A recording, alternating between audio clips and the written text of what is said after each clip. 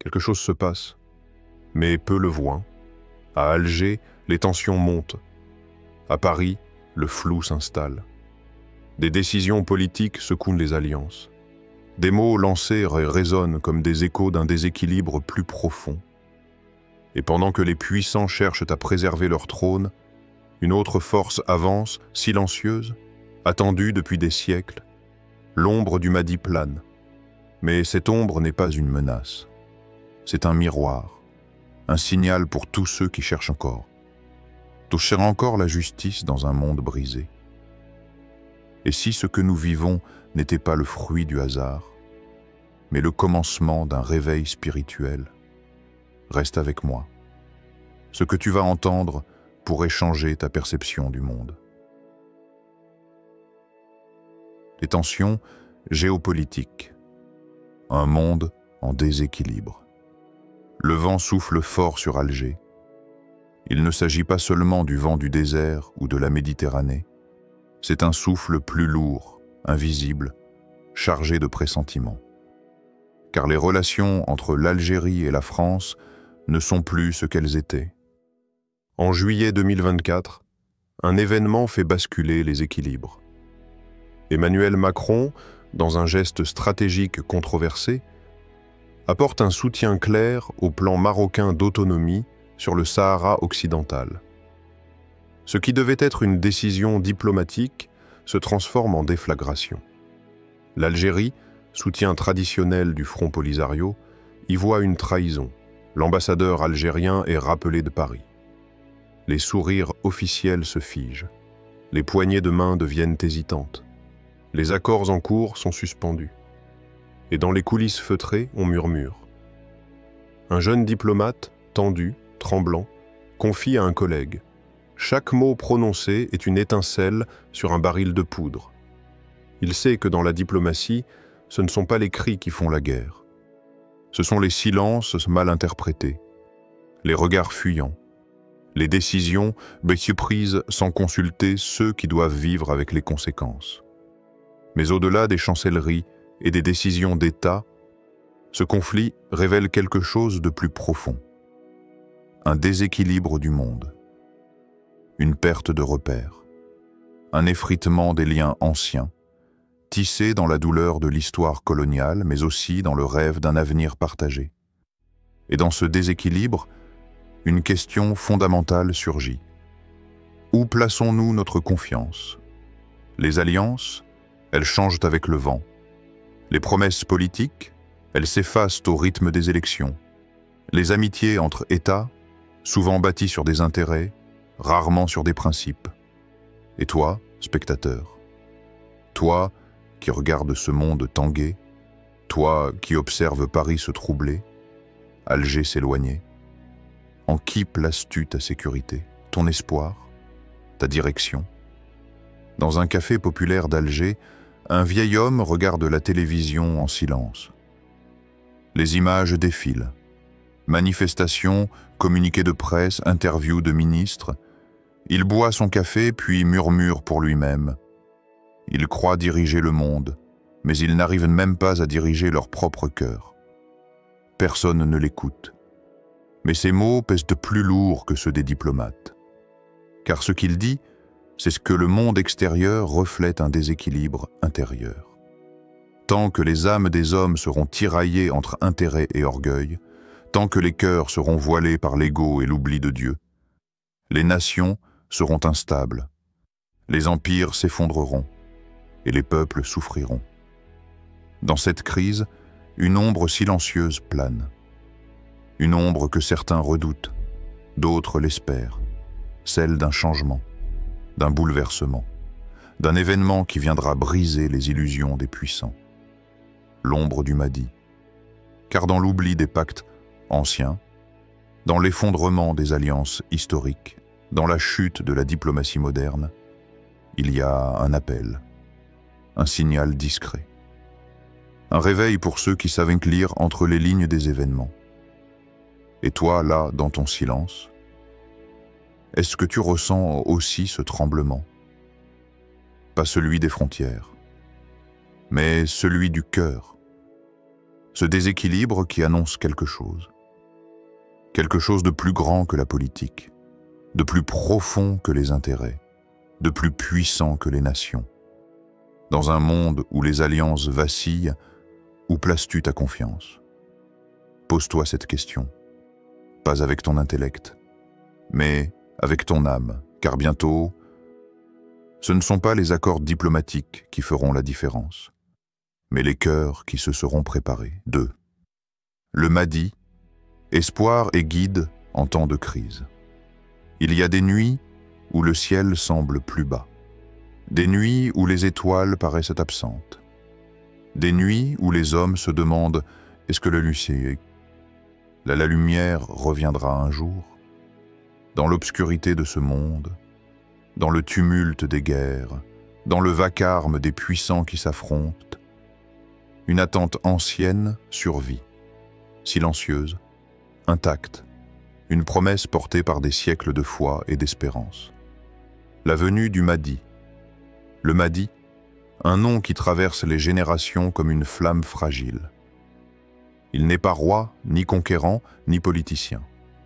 Il est le guide, l'envoyé pour rétablir ce que les hommes ont détruit, pour ramener la justice là où les tyrans ont prospéré, pour réveiller la foi là où les cœurs se sont desséchés.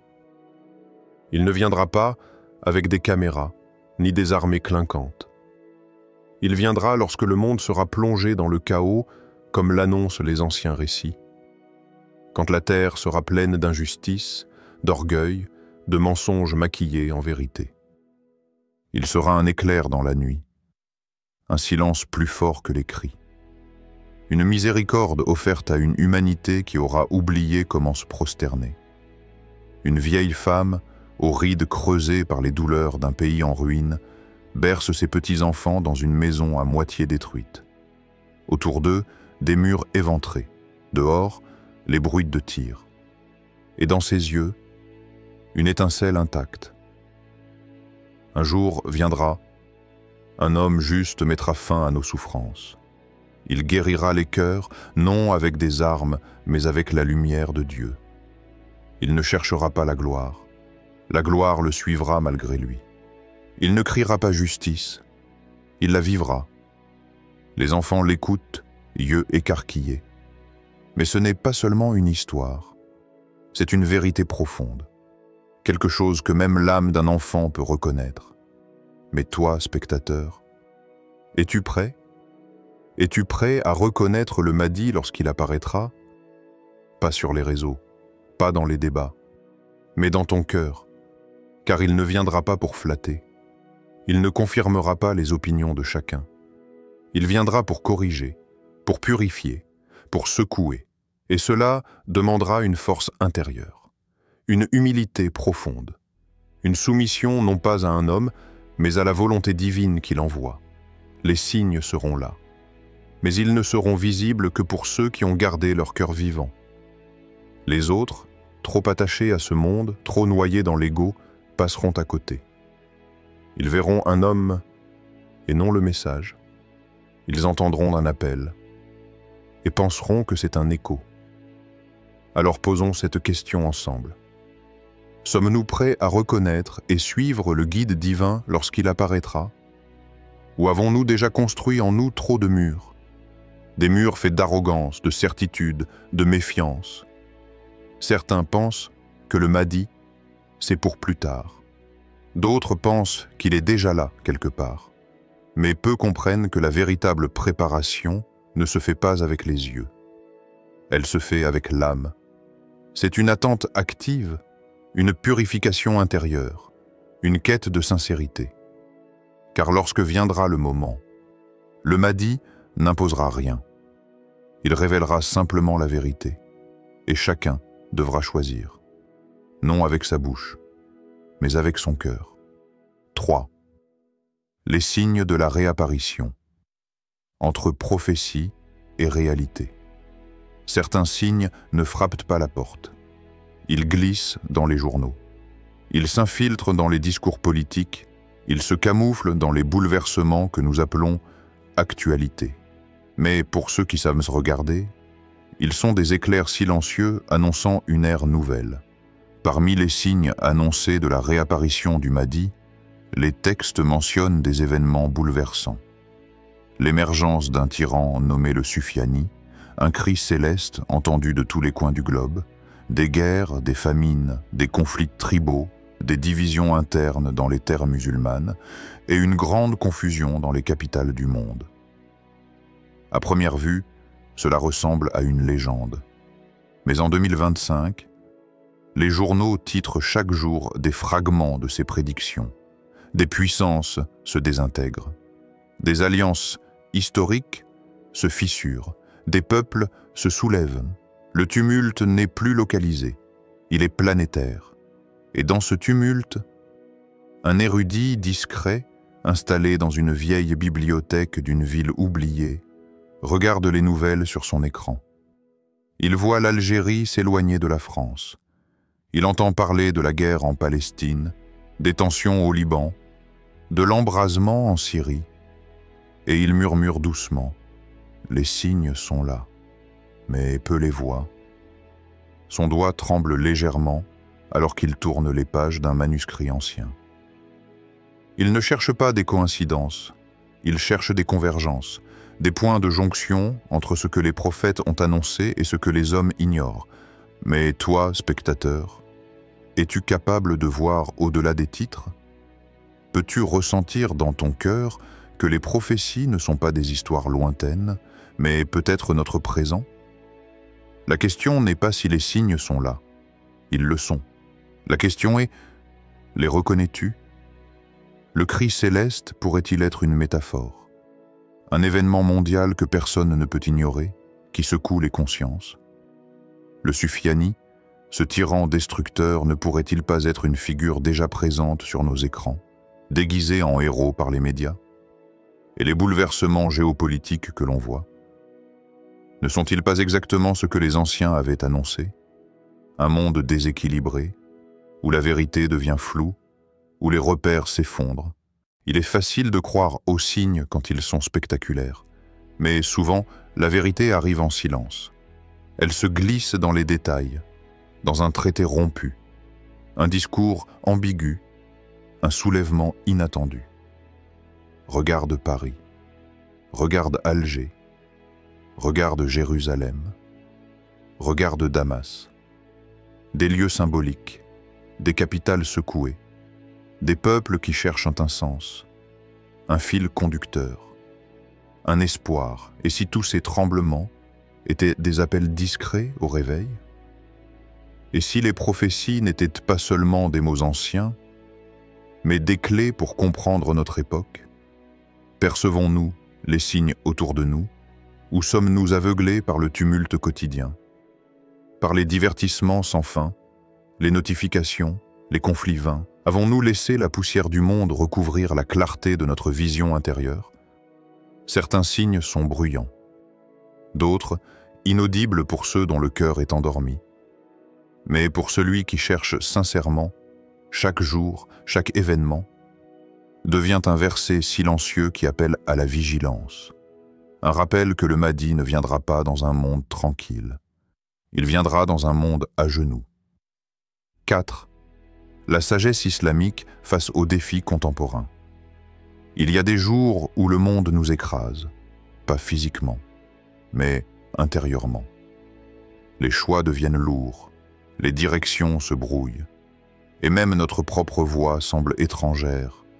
Dans ces instants-là, ce n'est pas un discours politique qu'il nous faut, ce n'est pas une information de plus, ce n'est pas un avis. Ce qu'il nous faut, c'est un retour aux fondations, un retour à la source, un retour à la lumière qui ne tremble pas, même quand tout vacille.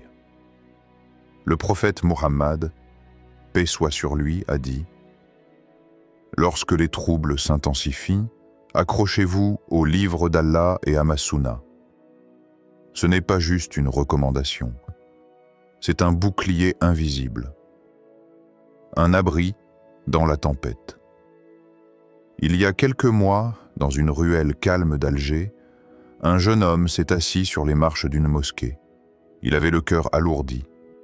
Il devait prendre une décision, partir à l'étranger pour une opportunité qui l'éloignait de sa foi, ou rester dans l'incertitude. Son téléphone vibrait. Ses amis lui disaient « C'est l'occasion de ta vie. L'islam, tu t'y remettras plus tard. » Mais en lui, une voix subtile lui rappelait autre chose. Il ouvrit son Coran. Le verset qu'il lut disait « Et quiconque place sa confiance en Allah, il lui suffit. » Sourate At-Talaq, 65-3. Ce soir-là, il ne décida pas avec sa logique. Il décida avec la paix qu'il ressentit dans sa prosternation. Et même si son avenir restait incertain, son cœur ne l'était plus. C'est là toute la puissance de la sagesse islamique. Elle ne nous promet pas un monde sans chaos. Elle ne nous dit pas que tout sera facile. Elle nous dit quelque chose de bien plus profond. Je suis avec vous, dans le chaos, si vous êtes avec moi. Le monde actuel cultive l'anxiété. Tout va vite. Les informations sont des rafales. Les choix sont imposés. Et souvent, on agit sans ancrage, sans direction, juste pour ne pas tomber. Mais l'islam, lui, nous arrête. Il nous dit « Assieds-toi. Écoute. Respire. Reviens à moi. » La prière n'est pas une habitude. Elle est une négociation silencieuse entre l'âme et son Créateur. Le Coran n'est pas un livre sacré rangé sur une étagère. Il est un GPS dans la nuit. La Sunna n'est pas un code ancien. C'est un mode de survie spirituelle dans un monde qui a perdu le sens. Alors, quand le monde devient flou, quand Macron prend des décisions qui bouleversent l'équilibre, quand Alger ressent la tension comme un courant électrique, quand Paris ne sait plus qui croire, ce n'est pas dans les journaux que le croyant cherche la vérité. C'est dans la prosternation, c'est dans la récitation lente d'un verset, c'est dans la sagesse intemporelle de celui qui a dit « Accrochez-vous au livre d'Allah et à ma sunna ». Et toi, quand la confusion te visite, quand la peur cogne à ta porte, quand les voix se contredisent autour de toi, dans les moments de doute, reviens-tu aux sources de ta foi pour trouver des réponses? Ou t'es-tu laissé emporter? Par le bruit, par la peur, par l'oubli, le monde changera. Les dirigeants passeront, les crises éclateront, mais le cœur qui s'appuie sur Allah ne tremble jamais vraiment. 5. Vers une conscience éveillée, l'appel à l'action spirituelle. Et si tout cela n'était pas une simple succession de crises? Et si les tensions entre les nations, les incertitudes politiques, les douleurs individuelles étaient un message? Pas une punition, pas un hasard, mais un rappel sacré, un souffle d'Allah soufflé sur les cœurs engourdis. Réveille-toi, le monde ne t'endort pas, il t'éloigne. Le Mahdi, dans cette lumière, n'est plus seulement celui que l'on attend au loin, mais celui qui nous regarde depuis l'intérieur et qui murmure « Prépare-toi, rectifie-toi, éveille-toi. » Dans un petit village d'Algérie, isolé du tumulte des grandes villes, les habitants ont pris une décision simple mais puissante. Chaque soir, après la prière du Maghrib, ils se retrouvent. Hommes, femmes, enfants. Pas pour discuter des actualités, pas pour spéculer, mais pour invoquer Allah ensemble dans un silence vibrant d'intention. Un vieil homme dit un soir, en levant ses mains au ciel, peut-être que si nos cœurs s'unissent, le Mahdi entendra notre appel avant même qu'on le voie apparaître. Il n'attend pas un sauveur comme on attend un miracle. Il sème l'espoir comme on plante une graine, confiant que la terre du cœur, si elle est arrosée par la foi, fera pousser la justice. Et si l'attente du Mahdi n'était pas un moment futur, mais une posture spirituelle présente? Et si préparer son retour, ce n'était pas lire des prophéties à voix haute, mais vivre chaque jour comme si on voulait être digne de l'accueillir? Et si chaque injustice que nous dénonçons à l'extérieur était un reflet d'une injustice encore non traitée dans notre propre âme? Celui qui veut le changement doit commencer par lui-même, disait un sage. Mais comment changer? Comment réveiller une conscience engourdie par la routine, par la peur, par la colère? Le chemin est ancien, mais toujours accessible. Il commence par la sincérité. Reconnaître que nous avons été absents, absents de nous-mêmes, absents de notre mission spirituelle, absents de notre relation avec Allah. Puis vient le nettoyage, le repentir, le retour à la prière profonde, la purification du cœur des rancunes, de l'orgueil, des distractions, et enfin vient la renaissance, cet instant précieux où la conscience s'éveille, non pas à cause d'un miracle extérieur, mais parce qu'enfin on s'est réouvert à la lumière intérieure. Le Mahdi n'est peut-être pas encore là, mais chaque action juste, chaque prière sincère, chaque réveil de conscience le rapproche. Ce monde blessé n'a pas seulement besoin d'un guide, il a besoin de cœurs prêts à marcher avec lui, de mains prêtes à construire la paix, de voix prêtes à appeler à la justice avec douceur, et de communautés prêtes à incarner la lumière. Alors aujourd'hui, la question ne porte pas sur quand viendra le Mahdi. La vraie question est comment préparons-nous nos cœurs à l'accueillir? Que faisons-nous, chacun à notre niveau, pour mériter sa compagnie? Sommes-nous prêts à abandonner ce qui nous retient pour rejoindre ce qui nous élève? Car la justice divine ne descend pas seulement du ciel. Elle pousse dans les cœurs éveillés. Et toi, ton cœur est-il prêt? L'histoire ne s'écrit pas seulement dans les palais, les ambassades ou les sommets du pouvoir. Elle s'écrit dans les cœurs éveillés, dans les prières sincères, dans les choix que chacun fait. Ici et maintenant. Le Mahdi viendra. Mais le monde qu'il découvrira dépend de ce que nous bâtissons aujourd'hui. Chaque prière, chaque acte de justice, chaque pas vers la lumière est une réponse à son appel silencieux. Ne te contente pas d'attendre. Prépare-toi. Transforme-toi. Élève-toi. Car peut-être le Mahdi ne cherche pas ceux qui l'attendent, mais ceux qui l'accueillent déjà dans leur cœur.